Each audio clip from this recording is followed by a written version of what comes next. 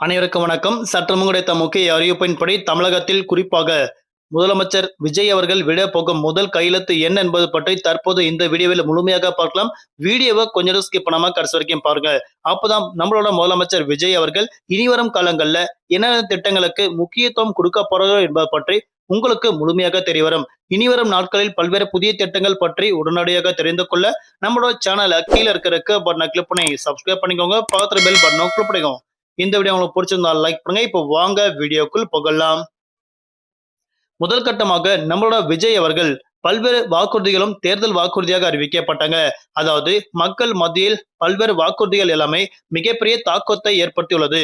அது மட்டுமல்லாமல் தற்போது சமீபத்தில் நம்மளோட முதலமைச்சர் விஜய் அவர்கள் ரூபாய் 2500 குடும்ப தலைவர்களுக்கு கொடுக்கப்பட உள்ளதாக அறிவிக்கப்பட்டனர். இந்த வாக்குறுதி முதல் கையெழுத்தாக இடுவார் என பெண்கள் மத்தியில் நல்ல எதிர்பார்ப்பு எழுந்துள்ளது. அது மட்டுமல்லாமல் இந்த வாக்குறுதி அவர்கள் அறிவிக்கப்பட்டாலும் கண்டிப்பாக குறிப்பிட்ட நிபந்தனைகள் விதிக்கப்படலாம்னு அறிவிக்கப்பட்டனர். அதாவது தமிழக வெற்றி கழகம் தனது தேர்தல் வாக்குறுதியாக 60 வயதிற்கு உட்பட்டவர்களுக்கு ரூபாய் 2500 கொடுக்கப்பட உள்ளதாக அறிவிக்கப்பட்டனர்.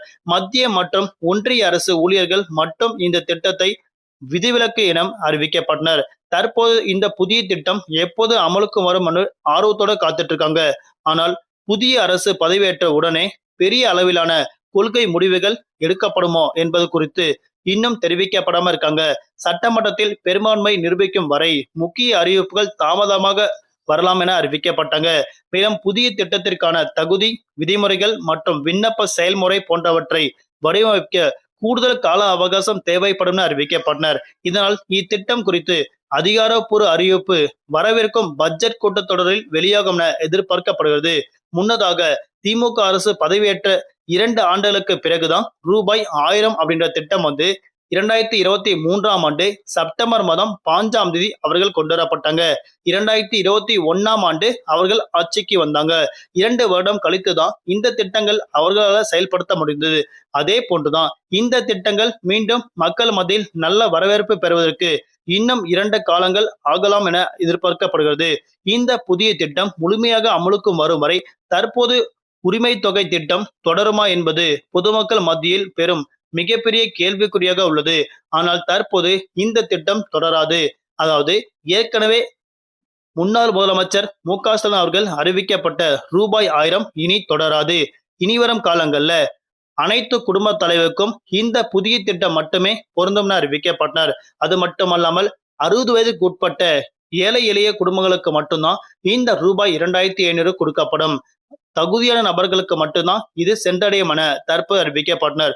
60 வயதுக்கு பிறகு இருக்கக்கூடிய அனைத்து நபர்களுக்கும் ஓய்வூதியம் பெறக்கூடிய நபர்களுக்கும் கட்டாயம் இந்த ரூபாய் 2500 கொடுக்கப்பட மாட்டாதென தற்போது மிக முக்கியமான அறிவிப்பு ஒன்று கொடுக்கப்பட்டனர். இந்த ரூபாய் 2500 பெற தகுதியான நபர்கள் கண்டிப்பாக இதற்கும் விண்ணப்பிக்கலாம் என அறிவிக்கப்பட்டனர்.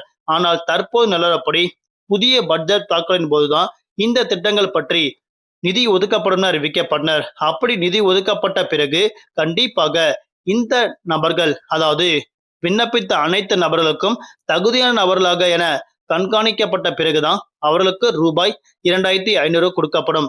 தற்போது நிலவரப்படி ரூபாய் 1000 அனைத்து பெண்களுக்கும் கொடுக்கப்படும் என இறுதி கட்டத்தில் முன்னாள் முதலமைச்சர் அவர்கள் அறிவிக்கப்பட்டனர். அது மட்டுமல்லாமல் கோடைக்கால சிறப்பு தொகையாகவும் 3 மாதங்களுக்கு சேர்த்து ரூபாய் 5000 முன்கூட்டியே அறிவிக்கப்பட்டனர். அது மட்டுமல்லாமல் தற்போது நிலவரப்படி தமிழகத்தில் இப்போது இருக்கக்கூடிய நிலைமை பற்றி பார்க்கும்போது கண்டிப்பாக ரூபாய் 2500 கொடுக்கப்பட மாட்டாது.